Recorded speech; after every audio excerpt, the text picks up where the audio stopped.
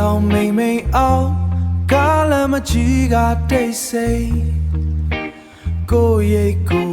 ပြန်စကားပြောရင်လေးစားဒီဖန်ခွက်ထဲကအယောင်တွေကလည်း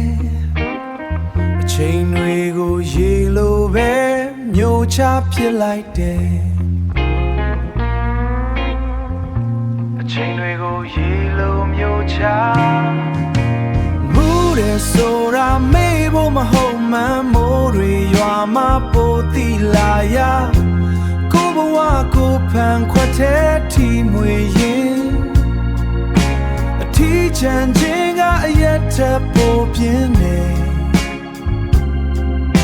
အထီးချမ်းခြင်းကအရက်ထပ်ပိုပြင်းနေမြို့ပြရဲ့အေးရေးမပြတ်တဲ့မျက်လုံးတွေကိုကိုပဲ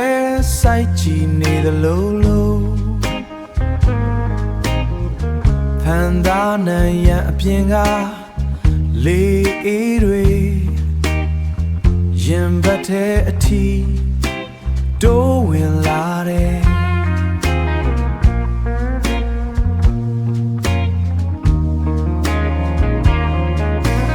ရက်သမားလို့အမြဲတက်ကြပါစေအတိတ်ကအရေးတွေကဘယ်ဖန်ခွက်ထဲမှာမပြောဘူး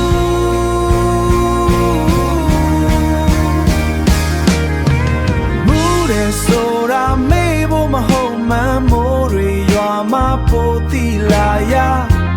ကိုဘဝကိုဖန်ခွက်ထဲထိမွေရင်အထီးချမ်းခြင်းကအရက်ထပ်ပိုပြင်းနေအထီးချမ်းခြင်းကအရက်ထပ်ပိုပြင်းနေ